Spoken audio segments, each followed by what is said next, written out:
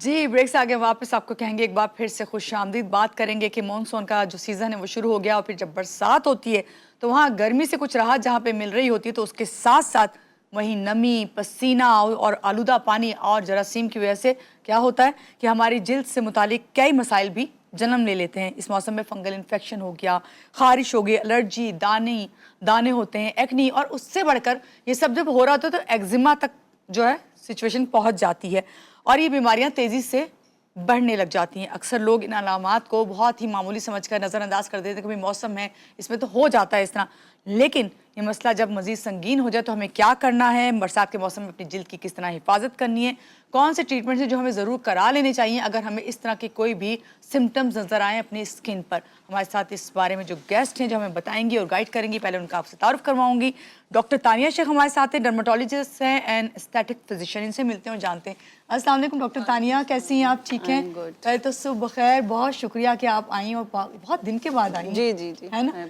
और आप, बरसात का मौसम शुरू हो गया, गो के कराची में नहीं हुआ, नहीं हो रहा, लेकिन पूरे मुल्क में जो है बारिशों का हम सुन रहे हैं। ये बताइए, ये जो बरसात का मौसम जब शुरू होता है तो हमारी जिल्द पर सबसे ज्यादा क्या कौन से असरात होते हैं? जिस तरह अभी जो मैं जिक्र करी थी, ये सब भी इन्हीं का हिस्सा है। जिस तरह आजकल हमारे यहाँ कराची में पार्टली कभी बारिश का सीज़न है, कभी धूप निकल आती है, तो इसमें देखें दो चीज़ें अलग अलग हो जाएंगी। अब अगर कभी इस तरह होता है कि बारिश का सीज़न है तो उसमें नमी बहुत ज़्यादा होती है, ह्यूमिड जिस तरह कहते हैं, फिर थोड़ी देर बाद धूप आ जाती है, फिर उसमें हमें स्वेटिंग शुरू हो जाती है। तो ये दो अलग चीज़ें हैं। जब ह्यूमिड वाला हो तो हमें स्किन का 3 से 4 टिप्स होंगी जिसमें हमें एक रूटीन बनाना है स्किन का। इसमें हमें जो सबसे पहले तो फेस वॉश की तरफ आएंगे। फेस वॉश हमें ऐसा यूज़ करना है जो कि ऑयल फ्री हो, ऑयल बेस्ड ना हो, ऑयल फ्री वाला फेस वॉश हो, और माइसिलार हो गया, वाटर बेस्ड हो, वो करना है।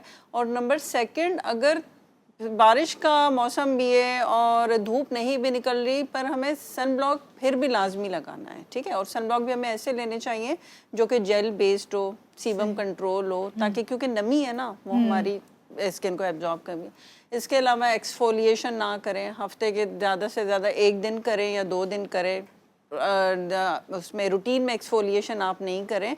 जिस बात पे मैं ज़्यादा ज़ोर दूंगी कि आप सन ब्लॉक ज़्यादा लगाएं, ज़्यादा से ज़्यादा लगाएं, इवन आपका धूप नहीं भी निकल रही फिर भी करें, और फेस वॉश की तरफ ज़्यादा तवज्जो दें, और एक कोई लाइट बेस मॉइस्चराइज़र आप यूज़ करें। फिर हम चलते हैं बारिश में जो स्किन डिजीज़ होती हैं, बहुत ही कॉमन होती है, क्योंकि जब बारिश होती है तो बच्चे बारिश के पानी में जो हमारी लो उसमें क्लास की है, तो उसमें जब बारिश का पानी जमा हो जाता है, उन बच्चों को नहीं पता होता, पुअर हाइजीन की वजह से सबसे ज़्यादा जो इन्फेक्शन आते हैं वो होते हैं फंगल इन्फेक्शन होते हैं। फंगल इन्फेक्शन आसान ज़बान में हम कहेंगे रिंग्स बॉडी पर बन जाते हैं, ठीक है, रिंग्स की तरह स्किन इन्फेक्शन होते हैं। जब पेशेंट हमारे पास आता है तो हमें यही कहता है कि मेरी पूरी बॉडी पे गोल गोल से दायरे बन रहे हैं। तो ये सबसे ज़्यादा बारिश के मौसम में फंगल इन्फेक्शन होता है और इट इज़ कंटेजियस। इसके अलावा हम स्केबीज़ की भी होती हैं, एक्जिमा, बारिश का पानी क्योंकि ख़राब सा पानी होता है और गटर्स होल्स जगह जगह खुले होते हैं, बच्चे उसमें नहाते हैं, तो उसमें एक्जिमा के भी बहुत ज़्यादा चांसेस होते हैं। तो बारिश के जो सीज़न में जो स्किन की डिजीज़ होती हैं, मेनली फंगस होती है, स्केबीज होती है और एक्जिमा होती है। ठीक है, जब आप ये बारिश का जब जिक्र करें तो बारिश में भीगने के बाद कोई ख़ास किस्म, क्योंकि अक्सर होता है कि बारिश हो रही है तो लोगों को होता है चलो हम बारिश में थोड़ा भीग लेते हैं, तो इसके बाद कोई ख़ास किस्म के हम जो हैं सफाई का एहतियात करनी चाहिए, क्या बताएंगी, क्या गाइड करेंगी? बिल्कुल, किसी भी जेंटल सोप से आप बॉडी वॉश करके फ़ौरन कपड़े चेंज कर लें जाकर, वही कपड़े पहन के ना रखें, क्योंकि बारिश का पानी ऑलरेडी उसमें इन्फेक्शंस होते हैं और मैला होता है। जो आ रहा होता है फ्रेश वाला वो तो मैं नहीं कहूँगी, बट जो रुका हुआ पानी होता है, स्टेगनेंट वाटर होता है जिसमें बच्चे नहाते हैं, तो फ़ौरन जाकर अपने नहाकर आप अपने कपड़े चेंज कर लें। सही। अच्छा, ये जो पसीना बहुत से लोगों को बहुत ज़्यादा आता है और उनकी ऑयली स्किन भी होती है उसके साथ साथ, तो उन्हें इस मौसम में क्या एहतियात करनी चाहिए? उन्हें अगर पसीना आए तो जब भी किसी को ज़्यादा पसीना, देखें एक तो एक बीमारी भी होती है स्किन की, हाइपरहाइड्रोसिस होती है, उसमें कुछ हम टेस्ट कहते हैं। जिन लोगों को ज़्यादा पसीना होता है तो हम उन्हें एडवाइस करते हैं कि पसीना जहाँ मॉइस्चर ज़्यादा होगा वहाँ फंगल इन्फेक्शन ज़्यादा होगा, आइदर वो पसीना हो या पानी का इस्तेमाल ज़्यादा हो। तो हम उनको सबसे पहले एडवाइस करते हैं कि आपके जिस्म पर जैसे ही पसीना आए आप फ़ौरन जाके कपड़े चेंज कर लें। पसीने को कपड़ों या जिस्म के साथ नहीं लगे रहना चाहिए, फ़ौरन जाके कपड़े चेंज लें तो 90% आप फंगल इन्फेक्शन को रोक सकते हैं। इसके अलावा एंटी फंगल मेडिसिन होती हैं, क्रीम्स होती हैं, एंटी एलर्जी होती हैं, तो इसका 15 दिन का कोर्स होता है, वो आपका पूरा करना होता है, बीच में छोड़ना नहीं होता, ताकि फंगल इन्फेक्शन 15 दिन में उससे बेहतर हो जाता है। और ज़रूरी है कि पहले आप अपनी डर्मेटोलॉजिस्ट के बिल्कुल, पास जो है किसी से ज़रूर कंसल्ट विजिट करें। करें, उसके बाद आप जाएं, क्योंकि अक्सर फंगल इन्फेक्शन होता है तो लोग स्टेरॉइड लगाकर आ जाते हैं। वो 2 दिन में फंगल इन्फेक्शन ख़त्म तो हो जाता है, लेकिन फिर वही रीअकर हो जाता है ड्यू टू स्टेरॉइड्स। तो लोगों में इतनी अवेयरनेस नहीं होती, वो अपनी मर्ज़ी से, जो उसने कहा कि भाई ये वाली क्रीम मेरा तो ख़त्म हो गया था, तुम भी यही लगा लो, तो ख़त्म, उससे फिर हो जाता है फंगल ये तो इन्फेक्शन। है, सब अपने घर में डॉक्टर अपने होता है, घर में कोई ना डॉक्टर कोई। होते हैं। डॉक्टर तानिया, अभी आपने जिक्र भी किया था कि सन ब्लॉक जो है उसका इस्तेमाल ज़रूरी है, लेकिन अक्सर लोग कोशिश करते हैं कि भाई, बल्कि कहते हैं कि बरसात के मौसम में जो है क्या ज़रूरत है सनस्क्रीन इस्तेमाल करने की, तो कितना ज़रूरी है कि इस मौसम में भी ज़रूर इस्तेमाल करें? बिल्कुल बहुत ज़रूरी है, क्योंकि बरसात का तो मौसम है, बट यूवी रेडिएशंस तो फिर भी आ रही है ना, तो उसमें भी हमें यूज़ करना होता है सन ब्लॉक। और सन ब्लॉक भी हमें, जिस तरह हमारा कंट्री है तो उसमें SPF होता है कि सन प्रोटेक्टिव फैक्टर होता है, वो हमें मिनिमम 30 से स्टार्ट हो, 30 to 50 तक हमें करना होता है। ऐसा सन ब्लॉक है जिसमें मेंशन हुआ हो 30 SPF 40 50 60, तो मिनिमम 30 से आप स्टार्ट करें। ठीक है, और 100 किसके लिए होता है? 100 देखें हमारे कंट्री के लिए नहीं है, हम जो अपने पाकिस्तान एशियंस में हम रिकमेंड करते हैं वो बिटवीन 30 to 50 ही डॉक्टर होता है। साहब, एक्जिमा और सोराइसिस के जो पेशेंट हैं उनके लिए जो मॉनसून का मौसम होता है कितना मुश्किल साबित होता है, उन्हें क्या एहतियात करनी चाहिए?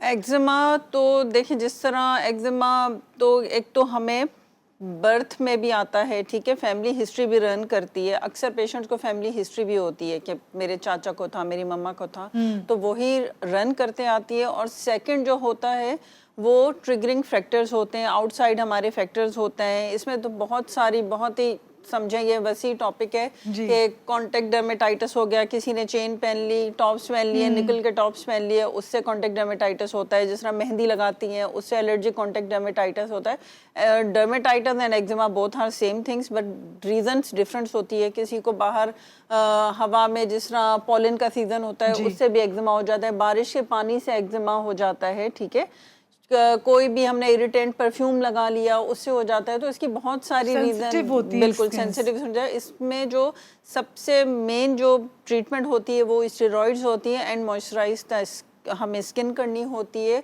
क्योंकि जितना ही एक्जिमा ड्राई होगा उतनी ही ज़्यादा खारिश होगी और जो पेशेंट होगा वह खुजाता जाएगा। तो 2 चीज़ें हैं, एक तो मॉइस्चराइज स्किन होगा और दूसरा हम उनको कोई स्टेरॉइड रिकमेंड करते हैं। ठीक है डॉक्टर साहब, आपसे अभी और भी बातें करनी है, और खाली हमने यही नहीं कि आपसे मानसून के मौसम के हवाले में जो मसले मसाइल हैं, और भी स्किन के हवाले से, बालों के हवाले से भी आपसे बात करते हैं। लेते एक छोटी सी ब्रेक के बाद आप साथ रहिएगा हमारे साथ।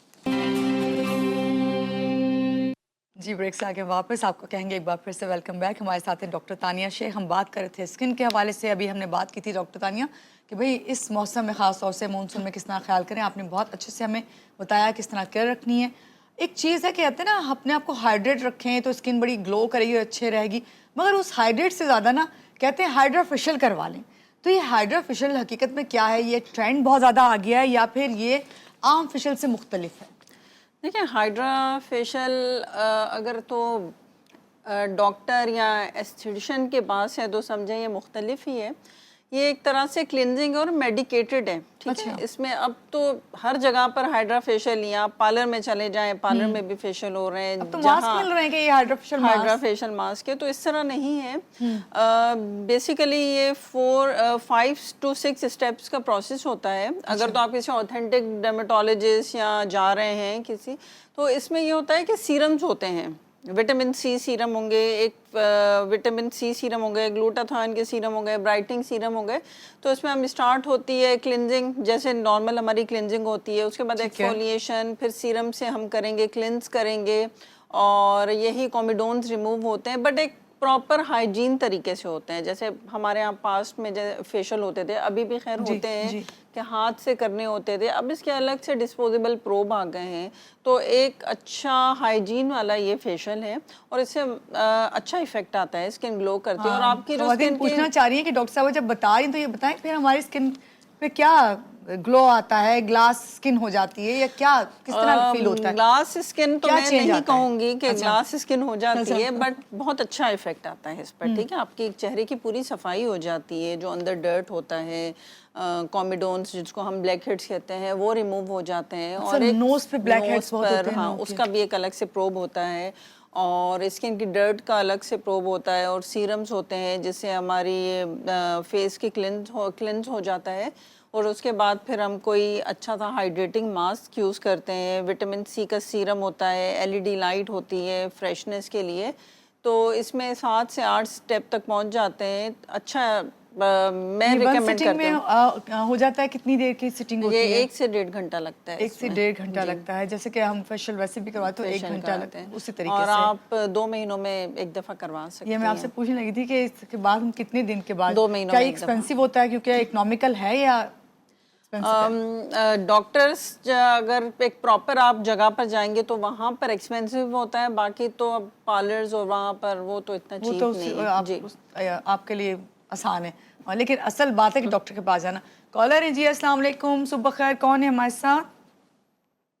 एहसन साहब हैं कराची। कैसे हैं एहसन साहब? Good morning. जी, अल्हम्दुलिल्लाह, अल्लाह का शुक्र, माशाल्लाह। आप भी बहुत अच्छे हैं। Thank you. बारिश के वजह से बहुत अहम आ गई थी। मेरा जी। सवाल मुख्तसरन ये है कि हम बारिश का जो पानी होता है, आपकी आवाज क्लियर समझ नहीं आ रही एहसन साहब, आज आपकी आवाज समझ नहीं आ रही। फिर से कॉल आप करिए, ठीक है जी। एहसन साहब हमारे बहुत अच्छे कॉलर हैं और बहुत अच्छा से आके खुद बता के भी जाते हैं और कुछ पूछ के भी ज़रूर जाते हैं ना। अच्छा ये बताएं किन लोगों को हाइड्रोफेशियल करवाना चाहिए और किन्हें इससे नहीं कराना चाहिए? उन पे नहीं कराना चाहिए जिनको ऑलरेडी एक्जिमा का मसला है, बहुत ही ज़्यादा ड्राई स्किन है, क्योंकि इससे जो एक पंप की तरह होता है, टूल होता है, स्किन थोड़ी सी रेड हो जाती है। तो हम पहले पेशेंट की हिस्ट्री लेते हैं कि कोई आपको एलर्जी तो नहीं है और कोई ज़्यादा आपको एक्जिमा फ्लेयर अप तो नहीं हो जाता। तो ये 2 कॉन्ट्राइंडिकेशन है, इसमें हम हाइड्रा फेशियल नहीं करते। या कोई स्किन डिजीज जैसा फंगस हो गया, एक्नी में हाइड्रा फेशियल नहीं करते, ठीक है, वो रिकमेंडेड नहीं है। बाकी आपकी नॉर्मल टू ऑयली स्किन में हम कर सकते हैं, उसमें नहीं है कि ऑयली स्किन में मना है या नहीं है, कर सकते हैं। बट अगर आपकी स्किन पर बाकायदा एक्नी के ब्रेकआउट्स हुए हुए या एक्जिमा है तो उसमें हम हाइड्रा फेशियल नहीं करते। क्या एक ही सेशन करा लें, एक बार हाइड्रोफेशियल आपने करा ली तो उससे आपको फील होने लग जाता है, फ़र्क आ जाता है, आप समझ जाती हैं फ़ौरन बात एकदम। तो क्योंकि लोग ये जानना चाहते हैं, आपको फिर कंटिन्यूस इसको रखना है कि आपने हर 2 महीने बाद करवाना है, जैसे आपने कहा? देखिए, अब केयर करनी पड़ती है उसके बाद। बिल्कुल, जिस तरह खवातीन है, हम भी पास्ट में किसी ना किसी तो पार्लर में जाते ही थे क्लिंस कराने के लिए, ठीक है। हम स्किन को इस तरह छोड़ तो नहीं देते ना कि बस, क्योंकि डेड लेयर होती है स्किन के ऊपर, उसको भी शेड कराना होता है। तो 2 महीनों में एक दफ़ा रिकमेंडेड है कि आपको जाना चाहिए, करवाना चाहिए। जो आपने ये जिक्र किया ना कि हम जाहिर बात है हम सैलून्स वगैरह जाया करते थे और फेशियल करवाते थे, मुझे तो लगता है मेरा तो ख्वाब ही हो गया, टाइम ही नहीं हो रहा था मेरे पास।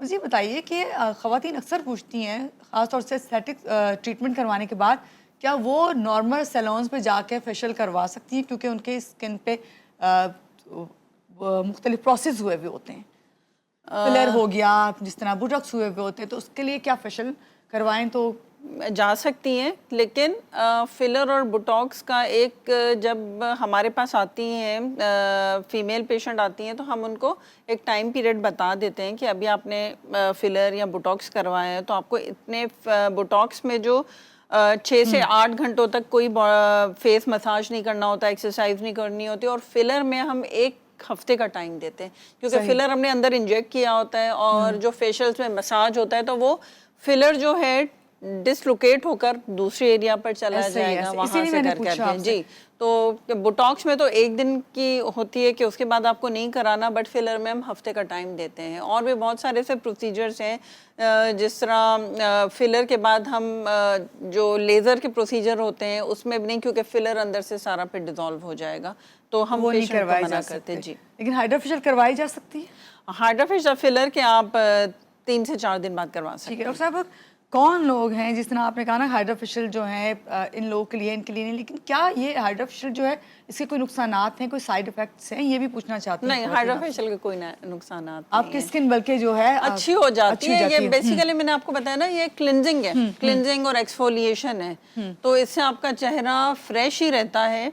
और जिस तरह हम करवाते ही रहते हैं ना कुछ तो हमें फेस की क्लिनजिंग के लिए करवाना होता है, घर में भी हम क्लिनजिंग करते रहेंगे। ये और आपने जब घर की बात की है ना, तो ज़रा मुझे ये बताएं, मुझे अक्सर होता है कि मेरे पास टाइम नहीं है, सैलून नहीं जा पा रही हूँ, तो घर में रहते हुए ऐसी कौन सी रेमेडीज़ हैं जिसको हम स्किन के लिए अपने कर सकते हैं इजीली, जो ओवरऑल आपके फेस भी, हैंड और फीट भी जो है आपके अच्छा देखें, फेस के लिए तो घर में भी हम कर सकते हैं, लेकिन इफ़ेक्ट वैसा नहीं आएगा जैसा हम बाहर से मशीन से करवाएंगे, बट किसी हद तक चलें, ठीक है। इसमें हमें फेस में आप क्लिंस करें रोज़ाना, रात को क्लिंस करें, एक अच्छा सा टोनर, उसके बाद मॉइस्चराइजर यूज़ करें, एक्सफोलिएशन आप हफ्ते में 1 दफ़ा करें। ठीक है डॉक्टर साहब, अभी मुझे आप ब्रेक पे जा रही हूँ, वापस आके मैं एक बात यहाँ पे कह के जा रही हूँ। आपने ना एक पाँव का बताया था कि किस तरह से पाँव को आपने घर में ही आपने पेडिक्योर कर लेना है, तो वो बहुत अच्छा था और मैंने उसको करती हूँ। यहाँ पे लेते हैं एक छोटी सी ब्रेक के बाद आप साथ रहिएगा हमारे साथ। जी, ब्रेक से आगे वापस आपको कहेंगे खुश आमदीद। डॉक्टर तानिया शेख हमारे साथ हैं और ब्रेक से पहले मैं कह रही थी डॉक्टर तानिया, आपकी होम रेमेडी मैं यूज़ करती हूँ पेडिक्योर की, तो ज़रूर लोग जानना चाहेंगे वो क्या रेमेडी है, क्योंकि हर तरफ जाके आपकी रील नहीं देखी जा सकती, तो आज वाली बताएं फ्रेश। पेडिक्योर देखिए हम घर में कर सकते हैं, बहुत बिल्कुल, अच्छा बहुत कर अच्छे सकते से हैं, बहुत अच्छा कर सकते हैं। अगर तो आपके पास पेडिक्योर वाली जो मशीन होती है मसाजर, वो नहीं है तो कोई इशू नहीं है। इसमें हमें ये करना होगा कि जब भी पेडिक्योर हमें करना हो, थोड़ा सा गर्म पानी लेकर, गर्म पानी टब में लेकर एंड उसमें सॉल्ट डालें, इसके अलावा लेमन डाल लें, ऑलिव ऑयल डाल लें, सोक कर दें आप, ठीक है, 10 मिनट सोक कर दें। उसके बाद आप कोई भी अच्छा सा स्क्रब, एप्रिकॉट स्क्रब जो मिलते हैं आम मार्केट में ओवर द काउंटर, उससे स्क्रब करके और फिर कोई भी मास्क लगा दे पाँव पर, ठीक है। ये बेहतरीन स्क्रब है। अगर आप हफ्ते या 10 दिन में, ये 15 मिनट में आपका सारा ये स्क्रब हो जाएगा। हफ्ते या 10 मिनट में 10 दिन में करेंगे तो आपके बिल्कुल मेंटेन रहेंगी, हाथ और पाँव की स्किन भी मेंटेन रहेंगी। इसके अलावा सॉफ्ट करने के लिए, ठीक है, सॉफ्ट और वाइटनिंग इफ़ेक्ट आने के लिए, तो ये भी बहुत ही मशहूर सी रेमेडी है। इसमें आप लेमन, ग्लिसरीन, रोज़ वाटर, तीनों को इक्वल क्वांटिटी में मिक्स करके आप एक स्प्रे में बना के रख लें, फ्रिज में रख लें, 1 हफ्ते तक ये चलेगा। हाथ पाँव पर लगाती रहें, इसको आप फेस पर भी लगा सकती है, हाथ और पाँव पर भी लगा सकती हैं। इससे कॉम्प्लेक्शन भी बहुत बेहतर हो जाता है, मैंने पर्सनली खुद यूज़ किए हैं मैं, तो कॉम्प्लेक्शन भी आपका बेहतर हो जाएगा, स्किन भी सॉफ्ट रहेगी। चलें, ज़बरदस्त। अब ज़रा थोड़ी सी एंटी एजिंग पे आ जाते हैं। किस उम्र से जो है एंटी एजिंग की ट्रीटमेंट्स करवानी चाहिए और स्टार्ट कर देनी चाहिए केयर करना? देखिए, एंटी एजिंग जब मैं 20s में होती थी तो मुझे नहीं पता होता था। मैं अगर अपने घर में कुछ भी यूज़ कर लेती थी तो मुझे घर में सब डांटते थे, अभी छोटी हो, अभी नहीं करो। बट अब जो है आपको जो एंटी एजिंग क्रीम्स हैं 28 से ऑनवर्ड्स स्टार्ट कर देनी चाहिए, ठीक है। 28 इयर्स की एज के बाद स्टार्ट कर देनी चाहिए। अच्छा, उसमें कोई इतना नहीं है कि आप महंगी महंगी एंटी एजिंग क्रीमें ख़रीदें, कोई भी एंटी एजिंग नॉर्मल रेंज वाली ले लें, या अगर आपके पास इतना बजट नहीं है तो मैं ये रिकमेंड करूँगी कि कोई भी आप मॉइस्चराइजिंग क्रीम रात को स्पेशली क्रोज फीट पर, अंडर आई एरिया, यहाँ पर लगा ले, तो यहाँ पर स्किन जितनी अच्छी मॉइस्चराइज होती है, एजिंग प्रोसेस स्लो हो जाता है, रुकेगा नहीं लेकिन स्लो होगा। एजिंग तो रुकेगी कभी भी नहीं। मॉइस्चराइजर, रेटिनॉइड्स, ठीक है, रेटिनॉइड्स हैं आजकल तो क्रीम्स आ गई हैं रेटिनॉल के नाम से, उसके मॉलिक्यूलर जो वेट और उसमें उसका फ़र्क होता है, तो रेटिनॉल अच्छी जल्दी एब्जॉर्ब हो जाएगी, इरिटेशन भी नहीं करेगी as compare to retinol. Retinol या रेटिनॉल को भी आप किसी भी मॉइस्चराइजिंग क्रीम में मिक्स करके रात को स्पेशली इन एरियाज़ पर लगाएंगे, नॉट अंडर आई में नहीं, क्योंकि इससे थोड़ी सी बर्निंग होती है। पूरे फेस पर भी लगा सकती हैं। पी साइज का रेटिनॉल की क्रीम मॉइस्चराइजिंग किसी भी मॉइस्चराइजिंग क्रीम में मिक्स करके हफ्ते में 2 दफ़ा। अच्छा, आप स्टार्टिंग ये डॉक्टर साहब जब बता रही है ना रेटिनॉल का, खास तौर से जिक्र करिए रात को, नाइट में जी, क्योंकि ये आप डे में यूज कर ही नहीं सकते। नहीं, डे में नहीं यूज कर सकते क्योंकि इरिटेशन होती है। इसके अलावा इसके साथ सन ब्लॉक लाजमी यूज़ करना है आपको, ठीक है? अच्छा, आपने रेटिनॉल का तो जिक्र किया, एक दो चीज़ें और भी कॉमन है जिसमें हाइलुरोनिक एसिड हो गया और विटामिन सी लोग बहुत यूज Best कर है। रहे हैं, तो ये क्या दोनों को मिक्स करके आजकल आ भी रही है इसी तरह की कॉम्बिनेशन आ रहा है। अच्छा, मैं जो रिकमेंड करती हूँ तो हाइलुरोनिक एसिड और विटामिन सी, जब भी आप चेहरा धोएं नमाज के लिए, वضو के लिए, या सुबह उठ के चेहरा धोएं, 3 ड्रॉप्स ऑफ विटामिन सी के लें, 3 ड्रॉप्स ऑफ हाइलुरोनिक एसिड के मिक्स करके लगा लें। उसके बाद आप अपना रूटीन वाला सन ब्लॉक यूज़ करके आप अपने काम पर जा सकते हैं। Best for pigmentation and healthy skin and glowing skin. अच्छा, ये तो आपने बड़ी अच्छी चीज़ बताई, वरना मेरा तो ख्याल था कि बस ये भी नाइट में ही हम यूज़ करते हैं, नहीं, सुबह सुबह आप यूज़ सुबह में यूज़ करना है, ठीक है। बोटॉक्स और फिलर्स की तरफ थोड़ी सी अभी हमने अब जिक्र भी किया था, जब ये करवा लेते हैं, करवाने की तो बात आपने बता दी थी, करवा लेते तो किस तरह इसका ख्याल रखना चाहिए? देखिए, बोटॉक्स इनकी भी एक टाइम पीरियड होता है। उसके बाद अगर कोई आपको ये कह रहा है कि 1 साल तक चल जाएंगे, ये इतने का है, तो ये 3 to 4 months ज़्यादा से ज़्यादा बेस्ट में बेस्ट में आप करेंगे तो 6 मंथ, वो भी बहुत आप केयर करेंगे जब केयर करेंगे। और उसके अलावा फिर आप कोई भी साथ एंटी एजिंग क्रीम या मॉइस्चराइज़र या रेटिनॉल यूज़ करें तो चलें, आपका 1 महीना ज़्यादा हो जाएगा, बट 6 महीनों से ज़्यादा बोटॉक्स आपका नहीं होता। ठीक, अभी आजकल आप देख रही हैं डॉक्टर साहब, आप भी जब मोबाइल ऑन करती होंगी, यूट्यूब पे जाएं या कोई भी अपने इंस्टा के पेज पे जाएं, तो आपके पास कुछ ना कुछ रील्स आती हैं, इसमें कहा जाता है ये सप्लीमेंट ले लो, वो ले लो। सप्लीमेंट्स खासतौर से कोलेजन वगैरह जिसका जिक्र हो रहा है, तो क्या ये वाकई आपको यंग रखने में मुफीद हैं, कारआमद हैं, इनका कोई हकीकत है? देखिए, एंटी जो एजिंग में कोलेजन के शॉट से ग्लो आता है। अच्छा, ये नहीं कि आपके रिंकल्स सारे ख़त्म हो जाएंगे अनटिल अनलेस आप स्किन में उनको इंजेक्ट नहीं करते, ठीक है? तो ये आजकल जो एक क्रिएट हुई हुई है हाइव के भाई कोलेजन पाउडर पिए तो आपकी रिंकल्स चले जाएंगे, ऐसा कुछ भी नहीं है। क्या रिंकल्स को कम किया जा सकता है? बिल्कुल मुकम्मल ख़त्म नहीं कर सकती कोई भी अच्छे से अच्छी एस्थेटिक फिजिशियन जो है आपकी? कुछ भी नहीं, कुछ भी नहीं ख़त्म कर सकते। इसको जैसे मैंने आपको पहले ही बताया कि अगर आप 28 की एज से स्किन का ख्याल रखना शुरू करेंगी, मॉइस्चराइज या यही रेटिनॉल यूज़ करना शुरू करेंगी, तो उससे आपका स्लो हो जाएगा। एक कुदरत का निज़ाम है ना, उसको हम रोक नहीं सकते। हाँ, ये कि आप थोड़ा सा स्टेबल कर सकते हैं। डाइट आप अपनी अच्छी करें, एंटीऑक्सीडेंट डाइट से क्या पूछना था मुझे आपसे, विटामिन सी क्या लें डाइट में, डेली रूटीन में क्या चीज़ बहुत ज़रूरी है खासतौर से ख़वातीन, चलिए मर्द हजरात के लिए भी बताइए। देखिए, सब यूज़ कर सकते हैं vitamin C, berries, blueberries best antioxidants हैं, पर वो थोड़े से एक्सपेंसिव होते हैं। इसके अलावा आप ये जो फ्लैक्स सीड्स हो गए, पम्पकिन सीड्स हो गए, चिया वाटर, इससे कोलेजन हमारे बॉडी में बिल्ट होता है, ठीक है? चिया वाटर ले, फ्लैक्स सीड्स और ये वाले, इनसे वाकई में इनसे होता है कोलेजन, जो आप बता रही हैं सप्लीमेंट लेने के बजाय चिया सीड एंड आप जो हैं फ्लैक्स सीड्स जो है वो लें। अच्छा, इनका कोई कॉम्बिनेशन भी कर सकते हैं? चिया सीड्स तो लेमन वाटर के साथ वेट लूज के लिए भी, और इससे स्किन पर वाकई में बहुत अच्छा रिजल्ट आता है पानी में मिला। सही। डॉक्टर साहबा, स्किन की इतनी बात कर ली कि मुझे याद आया कि जब मैं अभी स्टूडियो में आ रही थी, किसी ने कहा कि डॉक्टर साहबा आई हुई हैं तो उनसे लाजमन हेयर का भी ज़रूर पूछिए, क्योंकि आजकल जो मौसम है ना उसमें बहुत ज़्यादा बाल लोगों के गिर रहे हैं, कॉम करते हैं, गिर रहे हैं, कि कितना नॉर्मल है बालों का गिरना और उसने किस तरह केयर कर सकते हैं?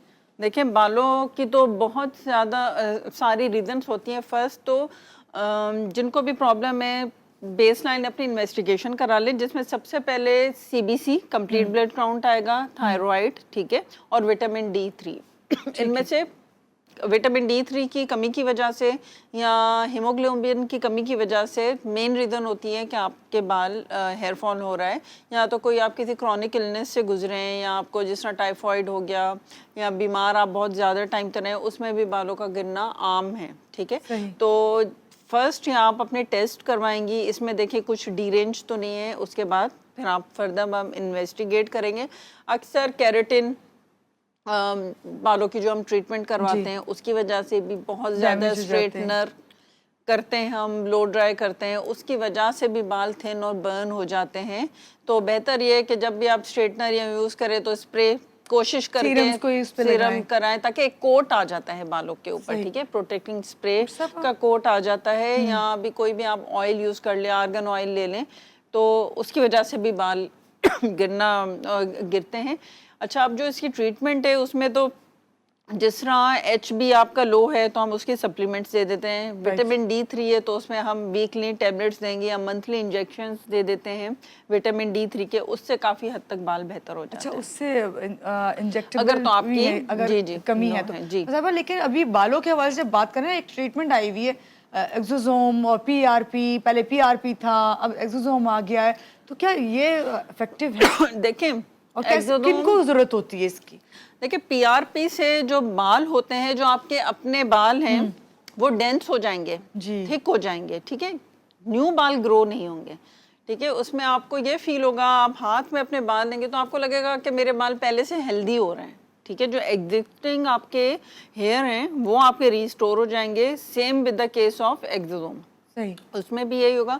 उसमें आपको एक सिटिंग लेंगे, फिर 4 मंथ्स अपार्ट, फिर 4 months apart, 3 to 4 months apart आपको लेनी होगी। और PRP का भी यही है। PRP सबसे सेफ प्रोसीजर है, अपना ही आपने, मैं हमेशा बताती हूँ, ब्लड लेकर प्लाज्मा उसको करके इंजेक्ट कर दिया, तो इसमें कोई ना डाउन टाइम है, आप दूसरे दिन अपने काम पर जा सकते हैं, कोई भी है। उसके अलावा साथ साथ हम स्प्रे देते हैं, मिनॉक्सिडिल के स्प्रे जो कि एंटी हेयर फॉल है, सप्लीमेंट्स देते हैं मल्टीविटामिन की। तो एक पूरा ये कॉम्बो होता है जो हम बनाकर पेशेंट को एडवाइस करते हैं कि आपको ये 3 महीनों तक करना है। और एक बहुत ही ज़रूरी बात कि कोई भी आप बाल की हेयर की ट्रीटमेंट लेंगे, उसका रिजल्ट 1 महीने बाद आना शुरू होता है। तो हम पेशेंट को पहले ही समझा देते हैं कि देखिए 15 दिन में आप एक्सपेक्ट मत कीजिएगा कि आपके पेशेंट्स की जरूरत होती है ना, बिल्कुल इस तरह तो के प्रोसीजर में। PRP और हेयर की ट्रीटमेंट में पहले उनको काउंसल करना होता है, वरना फिर वो डिसहार्ट हो जाते हैं कि कोई फर्क नहीं पड़ता। Thank you so much. आज मैंने कोशिश की सब कुछ कवर कर लिया जाए, और बहुत शुक्रिया आपने जिस तरह से समझाया हमें। और यहाँ पे आपको कहेंगे अपना ख्याल रखें, खुश रहें, खुशियाँ बांटें। अल्लाह हाफिज़।